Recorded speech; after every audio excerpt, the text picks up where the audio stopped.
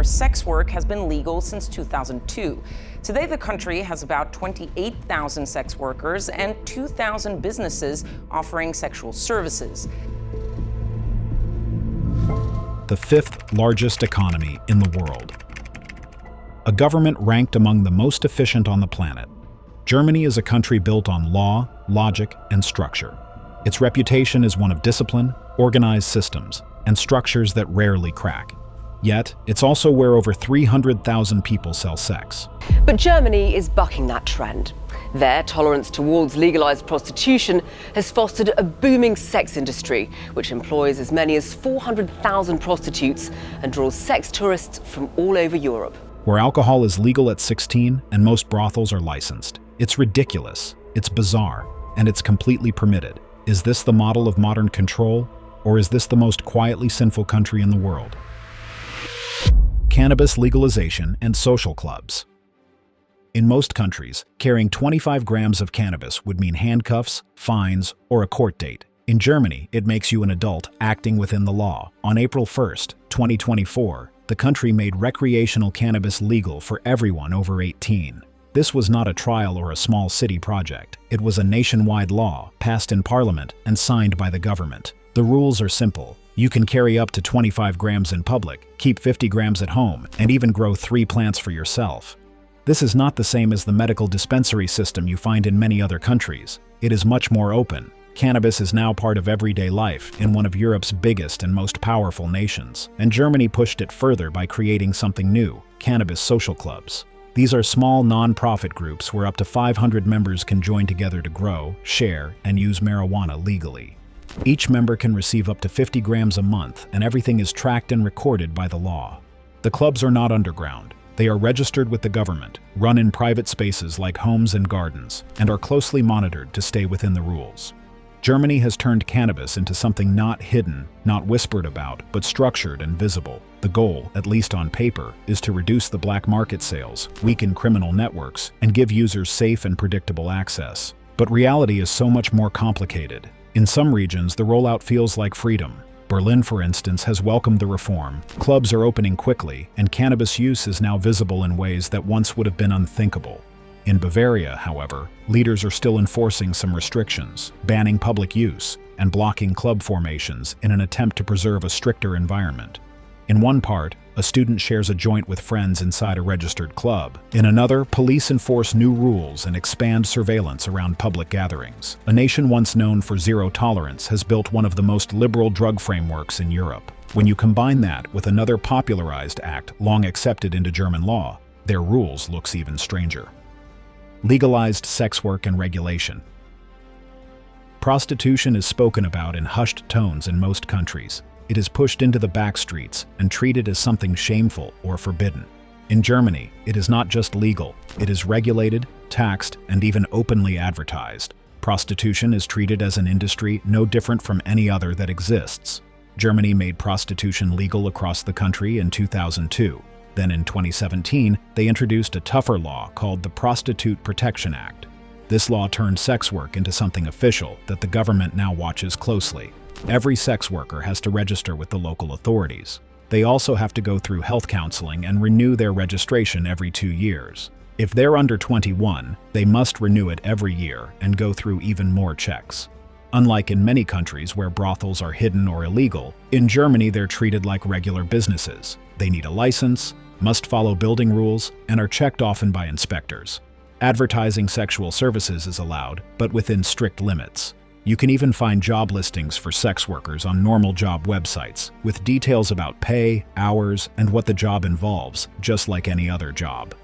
By putting all of this into law, Germany didn't just stop punishing sex work, it made it a normal, accepted part of the system. Today, the country has one of the biggest legal sex industries in Europe. Around 300,000 people work in it, and it brings in over 14 billion euros every year. In cities like Cologne, Berlin, Hamburg, and Frankfurt, some areas are officially marked as red light districts. That means sex work happens openly and is protected by rules, not chased by police. People who work in this legal system aren't left completely on their own. Some are able to get health insurance. A few even qualify for pensions. In the city of Bonn, sex workers who work on the street have to pay for a permit each night before they start, using a machine, just like you would when paying for a parking ticket. Everything is tracked. Everything is official. But just because it's legal doesn't mean it's safe. Since these laws were passed, many people have said the rules don't stop abuse. Trafficking still happens. Migrant women, especially those without legal papers, often get stuck in the system. They end up in brothels and massage parlors, working in conditions that don't match the clean, organized picture that's shown to the public. Many don't even register with the government. They're scared of being judged, exposed, or even deported. Even Germany's own government reports admit something important, that it's hard to tell who's working by choice and who's being forced. That truth is often hidden behind the paperwork. On the surface, Germany has one of the most modern, well-structured legal sex industries in the world. But in reality, it is far messier, revealing that law can normalize an industry without solving its darkest corners. And that balance between what is accepted publicly and what happens privately is not unique to sex work. In Germany, the human body is allowed its freedom, but the next example shows how that freedom looks when it moves from business to everyday culture. Free body culture. Going completely nude any other place in the world would be completely scandalous, but not in most places in Germany. It's a movement known as free body culture, and it goes far beyond beaches. This cultural attitude dates back to the late 19th century, but it exploded in the German Democratic Republic during the Cold War. There, nudity was seen as a symbol of equality and freedom in a tightly controlled state. There were no fashion labels, class markers, or hierarchy. By the 1970s and 80s, public nudity was so normalized in East Germany that entire families would vacation at FKK beach resorts. Photographs from the time show grandparents, toddlers, and young adults all completely nude, sitting on picnic blankets, reading newspapers, swimming, relaxing.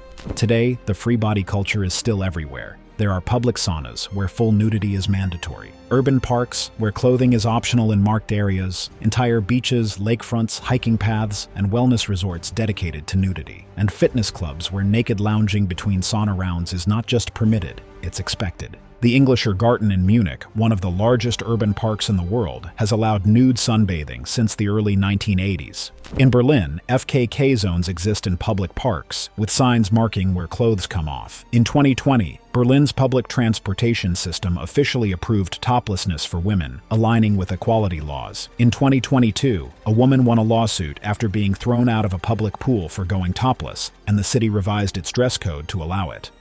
It's not a fringe group that participates, it's everyone, from college students to young parents to middle-aged professionals. This culture cuts across age, gender, and class. While many tourists expect FKK zones to feel like a wild frontier, there are standards and etiquette, and most people don't cross it. But that doesn't mean the culture is less shocking. A country so defined by efficiency and modesty, yet also one where you can walk through a park and suddenly find yourself surrounded by naked strangers, completely unbothered. But nudity is only one layer of Germany's permissive system. When the sun goes down and the streets fill with music, the same spirit of freedom explodes into something far darker and much more harder to contain. Berlin clubs. There's nightlife, and then there's Berlin. In a lot of cities around the world, clubs open late and close early. In Berlin, some clubs open Friday night and stay open until Monday morning without ever shutting their doors. No closing time or lights on warning, just continuous, pulsing, all hours freedom. Germany, especially Berlin, isn't known for nightlife because it's flashy. It's known because it's limitless. And nowhere captures that more clearly than Berghain, the most infamous nightclub in Europe. Once a power plant, now a global techno institution, Berghain has no sign, no VIP section, and one of the strictest door policies in the world. Photos are banned. Phones are covered with stickers. What happens inside stays inside. The music is dark and heavy. The dress code is minimal, and in some rooms even optional. There are spaces for dancing, spaces for resting, and spaces where the boundaries between club, kink, and culture blur completely. And Berghain is just the most famous one. Kit Kat Club, for example, is openly described as a sex-positive venue known for its fetish nights, pool parties, and strict dress-down expectations. Within that system, people explore, without shame, without surveillance, and without censorship. This isn't hidden. These clubs are registered, licensed, and even protected under law. In 2021, Berlin officially reclassified nightclubs as cultural institutions, placing them in the same legal category as theaters and opera houses. The reasoning?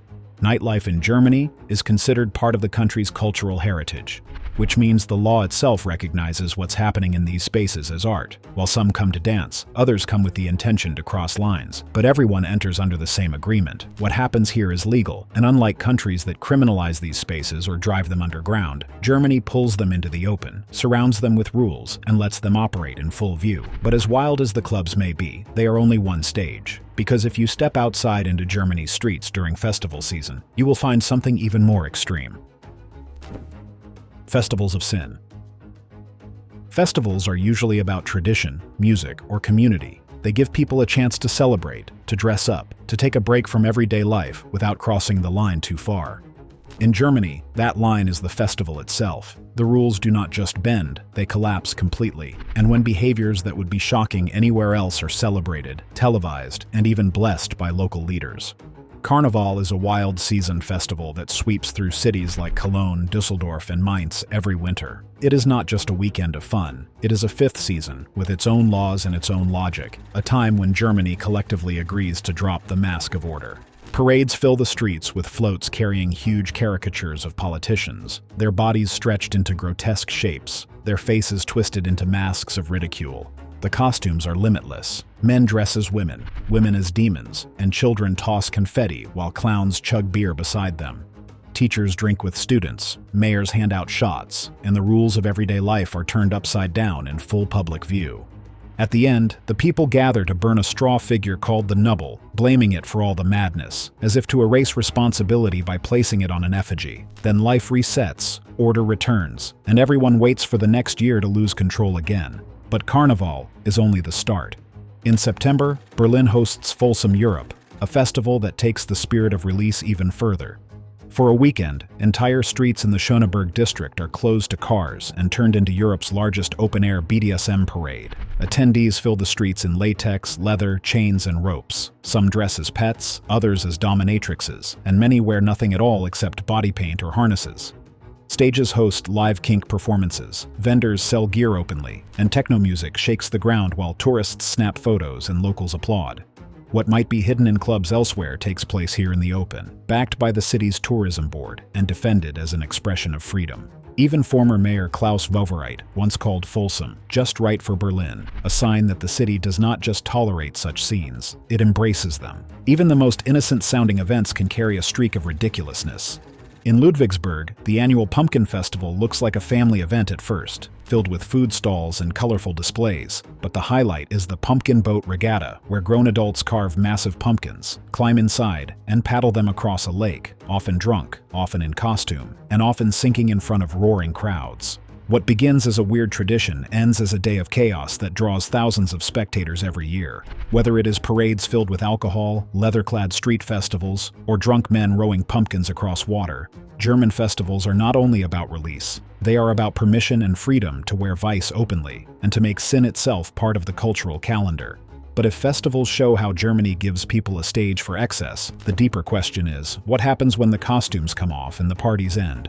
When these freedoms bleed into daily life, they collide with laws, culture, and morality in ways that create contradictions too large to ignore. The balance of sin. Step back from the details and a clear picture begins to form. Germany is not a place where vice hides. It is a country where the things most nations ban or stigmatize are brought into the open and absorbed into daily life. Cannabis is no longer a criminal substance, but a federally legalized drug managed through social clubs.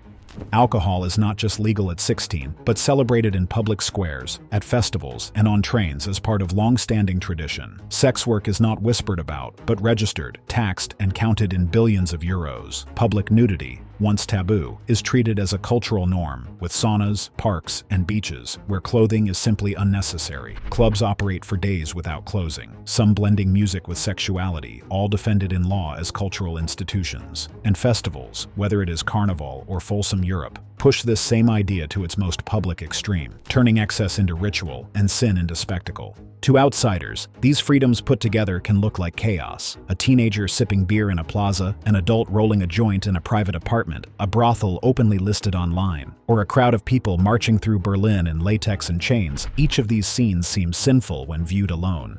Yet in Germany, each one is permitted, documented, and structured into the larger system. The government sets the rules, the public learns to live with them, and the cycle repeats until the unusual becomes ordinary. But the contradictions are impossible to ignore. Alcohol, responsible for more hospitalizations and accidents than cannabis, remains less regulated and more accepted. Legal sex work is meant to be safe, but still blurs into trafficking and exploitation. Nudity is normalized, yet still shocks visitors who cannot reconcile order with openness. And even cannabis clubs, built to shrink the black market, already face challenges from ghost associations, drug tourism, and enforcement gaps. In Germany, the law provides the framework, but culture decides how far it is stretched, and sometimes the distance between legality and morality is wider than anyone admits. When regulation turns vice into routine, does that make a country safer, freer, or simply more willing to blur the line between what is right and what is legal? Germany has proven that a nation can take behaviors long called sinful and integrate them into law. But legality does not always equal purity, and order does not always remove danger. In Germany, the most controversial acts aren't talked about silently. They're planned, documented, sometimes even televised. Prostitution doesn't hide in alleyways. It runs on permits, health checks, and taxable income. Beer isn't just for bars. It's on trains, in parks, and at breakfast. Public nudity isn't taboo. It's expected at lakes, saunas, and summer trails. Even hardcore kinks don't happen in the dark. They headline festivals, plaster billboards, and draw tourists from around the world. Freedom isn't just allowed. It's legislated. And what most countries call sin, they call structure. But sometimes, the line between structure and sun can be hard to see. Are these just cities with strong freedoms, or are they some of the most sinful places on Earth?